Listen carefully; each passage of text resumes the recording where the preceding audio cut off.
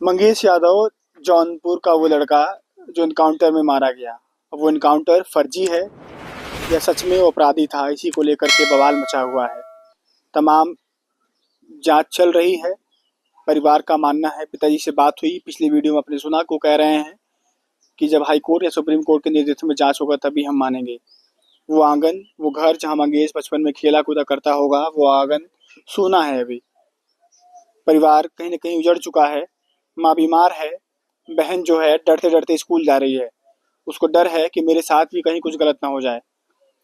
पिता सूरत में नौकरी करते थे, लेकिन पिता इस समय घर पर लाचार हैं, बेबस बैठे हुए हैं। आप देख सकते हैं कि आंखों में आंसू है। एक पिता अपने नौजवान बेटे की अर्थी को कंधा देता है, यह उसके मौत के समान होता है कहीं न कहीं। उस माफिया कुख्यात जो डकैत था, उसका घर देखिए आप लोग। कुख्यात माफिया डकैत शब्द भी शर्मा जाएंगे कि मुझे इस घर से और इस अपराधी से मेरी तुलना की जा रही है, उपमा दी जा रही है। आप सोचिए, हम लोग फिर उस परिवार के पास लौटे इतने दिन बाद कि क्या परिवार किस हाल में जी रहा है। माँ बीमार है, माँ अंदर सो रही है, उसका इलाज चल रहा है। बहन पहले ही बताया कि डरते डरते स्कूल गई है। पिता लाचार बेबस बैठे हुए हैं। रोजाना तो 4 लोग आ जाते हैं मिलने के लिए, कैसा चल रहा है। पिता को एक उम्मीद होती है, पिता ने बोला भी कि मेरी लड़ाई जनता लड़ेगी। ये वो मंगेश हैं। आप देख सकते हैं कि 19-20 साल का नौजवान, जिसको पिता कह रहे हैं कि फंसाया गया है, फंसा करके अपराधी मुकदमे लाद करके मारा गया है। मेरे साथ आज मैनपुरी से चल करके आए मंडल आर्मी के चीफ अनिरुद्ध सिंह विद्रोही मौजूद हैं, इनसे बात करेंगे। स्वागत है आपका। धन्यवाद। क्या लगता है, बड़ा बवाल मचा हुआ है मंगेश के ऊपर, आप क्या सोचते हैं?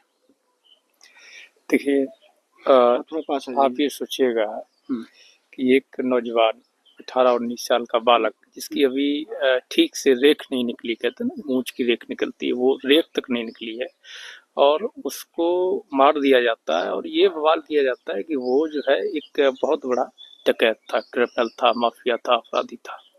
सोचने का सवाल ये है कि अगर इतना बड़ा डकैत माफिया था, लोकल थाने में कोई एफआईआर उसके नाम नहीं है। जो भी यहाँ के लोकल थाने हैं, जो भी एफआईआर लॉन्च कराई गई है, आप भी जानते होंगे कि जब भी कोई घटना होती है तो पुलिस उसमें क्या करती है कि 2-3 खाली जगह अज्ञात करके छोड़ देती है। तो उसमें कुछ विशेष नहीं करना होता है कि किसी को फंसाना है, तो उसी में एक नाम ऐड कर दिया, डेट और धारा सब पहले से मेंशन है। तो ये पूरा खेल मंगेश के साथ में इसी तरीके से हुआ, बहुत सुनियोजित तरीके से। एक गरीब बच्चे को, निर्दोष बच्चे को मार दिया गया किसी को बचाने के लिए। और इसलिए मार दिया गया कि भाई वो एक यादव समाज से भी आता है, क्योंकि आज के समय में आप देखो तो ठीक उसी तरीके से रामराज चल रहा है। आपने रामायण में एक कांड पढ़ा होगा, जो सागर समुद्र और वो राम वार्ता वाला। तो वहाँ होता ही है कि जब वो रास्ता नहीं देता राम के मांगने पे समुद्र, तो राम क्या करता है कि अपना तीर निकालता है, कहता है कि मैं तेरे को नष्ट कर दूंगा। तो समुद्र त्रायमाम करते हुए हाथ जोड़ के आता है, कहता है कि प्रभु ऐसा मत करो, अपने अमोघ जो बाढ़ आपका है इसको आप अपने तरकश में ले लो। तो राम ये कहता है कि नहीं, ये जो है ये वापस नहीं जाएगा, क्योंकि ये अमोघ बाढ़ है हमारा, ये तरकश से बाहर आ चुका है, अब ये चलेगा ही चलेगा। तो समुद्र कहता है कि प्रभु है क्या कि हमारे दक्षिण की दिशा में एक द्रमकुल राज्य है, जो अहीरों का राज्य है, और वो बहुत ही दुष्ट नीच आधम है, काले कलूटे हैं। वो हमें छूते हैं, हमारे जल को स्पर्श करते हैं, पीते हैं, तो हमें उनसे घृणा आती है। आप ऐसा करो कि आप अपना ये बाढ़ जो है वहां सफल करो।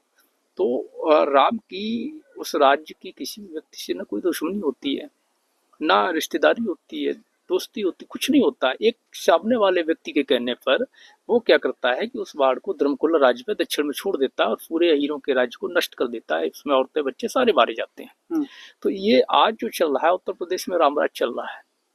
इस राम राज में अहीरों को, पिछड़ों को, दलितों को स्पेशली टारगेट किया जा रहा है। यादव राजनीतिक शिकार हो रहा है, और इसलिए भी शिकार किया जा रहा है क्योंकि यादव जो है वो लड़ाई लड़ने का काम करता है, अन्याय के खिलाफ बोलता है और अपने मेहनत से कमाता है, मेहनत की कमाई का खाता है। तो इसलिए यादवों को जब भी कोई ऐसी घटना होती तो एक निर्दोष यादव को ला करके फंसा दिया जाता है, उसको या तो एनकाउंटर में मार दिया जाता है या उस पर फर्जी मुकदमे लगा करके जेल में डाल दिया जाता है। वही पूरा जो है सुनियोजित षड्यंत्र जो है मंगेश के साथ किया गया। 18-19 साल का जो बालक है जिसने अभी जीवन नहीं देखा, उसको एक साजिश के तहत फंसा करके उसकी हत्या कर दी जाती है। ये पूरा खेल एक दुर्भावना के तहत, साजिश के तहत चल रहा है। आप लगातार कह रहे हैं कि यादव होना गुनाह है कहीं ना कहीं। आज के समय में अगर देखो तो यही देखने में आ रहा है। क्या आप नहीं देख रहे हैं? मंगेश यादव संभल में जो यादव की पीड़ित था, उसकी हत्या कर दी गई, वो मार दी गई है। अभी जो इसी केस में अजय यादव नाम का जो लड़का है, वो जिसको अपराधी बताया था, उसका हाफ इनकाउंटर किया गया। अगर ये मामला मंगेश यादव को लेकर के पूरा समाज एक्टिव नहीं हुआ होता तो हो सकता है कि अजय यादव को मार दिया जाता। अरविंद यादव आजमगढ़ वाला, उसको क्यों रखा था इतने दिन तक? उसको घर से उठा करके ले गई और उसको गायब रखा। उसकी एक हफ्ते बाद घटना खुल रही है, तब जाकर के कहीं 2 दिन बाद जब मामला हाईलाइट होता है तो उसको दिखाया जाता है सरेंडर। अगर नियति ठीक थी तो जिस दिन आप ले गए थे आप उसको सरेंडर करा देते, दिखा देते, जेल भेज देते, लेकिन आपने ऐसा नहीं किया। शायद आप अरविंद यादव को भी हत्या करना चाहते थे, मारना चाहते थे और इनकाउंटर के तहत अपना नंबर बढ़ाना चाहते थे, जो मंगेश के साथ हुआ। अगर ये जो घटना है 2 तारीख को आप लेके जाते हो, आधी रात आते हो, घर वालों को धमकाते हो, इस बच्चे को यहाँ से उठा के लेके जाते हो, उसके बाद आप 5 तारीख को इनकाउंटर करते हो। इनकाउंटर से ठीक पहले 4 तारीख को सुबह आप उस पर 50,000 का इनाम घोषित करते हो, शाम को 1 लाख कर देते हो और मिडनाइट उसका इनकाउंटर कर देते हो। तो ये सब क्या है? साफ दिखा रहा है कि आपने एक मासूम बच्चे को बलि का बकरा बनाया, उसको मार दिया। क्यों? क्योंकि उसके गार्जियंस घर पे नहीं थे, कमजोर परिवार से था और उस जाति से भी था जिससे आपको नफरत है। मान लीजिए अगर जांच बैठती है, तमाम जांचें अगर हाई कोर्ट के, सुप्रीम कोर्ट के निर्देशन में, तो उस जांच में अगर मंगेश यादव निर्दोष पाए जाते हैं तो क्या एसटीएफ या सरकार मंगेश यादव को जिंदा लौटा पाएगी परिवार को? ये तो सवाल उन अधिकारियों से होना चाहिए, क्या वो लौटा पाएंगे? आप सोचिएगा कि एक बच्चे को आपने पहली बात तो ये है कि अगर मंगेश, ठीक है मैं मान लेता हूँ कि मंगेश अपराधी था, क्रिमिनल था, बहुत बड़ा क्रिमिनल था, मैंने आपकी बात मान ली। आपको क्या राइट्स है? किसी की भी हत्या करने का आपको अधिकार किसने दिया? कोर्ट है, कानून है, संविधान से देश चलता है। कह रहे उधर से गोली चला रहा था वो। कौन गोली चला रहा? मंगेश। अगर मंगेश गोली चला रहा था तो जितने एसटीएफ के जवान थे उनमें से किसी को नहीं लगी। ऐसा कैसे हो सकता है? इनके इनकाउंटर की थ्योरी हर बार एक ही जैसी क्यों रहती है? सवाल ये भी है। इनके इनकाउंटर की थ्योरी एक ही जैसी रहती है कि भाई उसने, जो अपराधी था, बाइक पे 2 जा रहे थे, एक पीछे बैठा था, उसने फायरिंग किया और हम लोगों ने पीछे से इधर से घेराबंदी की तो भागा और भाग करके गाड़ी फिसल गई, वो गिर गया और वो बाजरे के खेत या मक्के के खेत या जो भी था झील जाकाड़ में बाजा, हम लोगों ने चारों तरफ से फायर किया, मारा गया। पहला तो ये है, देखिए मंगेश के जो गोली लगी है जिस तरीके की, तो वो पूरी तरीके से सटा करके, जो जानकारी, पास से गोली मारी, पास से गोली मारी गई। जब सटा के गोली मारी जाती है तो उसी परिस्थिति में होता है जब आप किसी को पकड़ करके मारते हैं। आप फायरिंग में आमतौर पर भागते हुए व्यक्ति को भी अगर आप गोली मारेंगे तो 10 मीटर का डिस्टेंस रहेगा ना, इतना तो रहेगा। लेकिन जो गोली मंगेश को लगी है, जो भी डिटेल है, रिपोर्ट है, जानकारी है, जो भी लोग सब देखें, तो पूरा गोली सटा के लगी। सटा के गोली जब लगती है और दूर से गोली लगती है, वो दिखती है, पता चलता है। इतनी तो जनरल चीजें हैं, सब जानते हैं। क्या मांग है आपकी? हमारी मांग वो है जो परिवार की मांग है। हम तो अपने परिवार के साथ हैं, अपने समाज के साथ हैं। हमारी मांग ये है कि परिवार हमारा चाहता है कि सिटिंग जज के जरिए निष्पक्ष कमेटी बना करके एक जांच हो, सिटिंग जज की निगरानी में, जिसमें ये निकल के आए कि भाई सच क्या है। और ये जांच सिर्फ इसलिए नहीं परिवार मांग रहा है, हमने परिवार के साथ में बात सुनी पिताजी की, तो उनका स्पष्ट कहना है कि भाई हम जांच केवल जो मांग रहे हैं इसलिए मांग रहे हैं कि मंगेश तो चला गया, उनका बेटा तो वापस नहीं आएगा, अगर वो निर्दोष भी होता है तो वापस तो नहीं आएगा। कम से कम किसी दूसरे बाप का, माँ का बेटा न छिने, किसी अन्य बहन का भाई न छिने, कोई और जो आंगन हो इस तरह सूना न किया जाए। इसलिए बहुत जरूरी है कि इस इनकाउंटर की, जो ये कथित इनकाउंटर है, इसकी निष्पक्ष सिटिंग जज की निगरानी में कमेटी बना करके जांच हो और इस पूरे मामले से पर्दा उठना चाहिए कि सच क्या है और जो दोषी पाए जाते हैं उनको कड़ी से कड़ी सजा होनी चाहिए। चलिए, मेरे साथ ये अनिरुद्ध सिंह विद्रोही मौजूद थे, इनसे बातचीत हुई और घर परिवार देख सकते हैं आप, बिल्कुल शांति का माहौल है।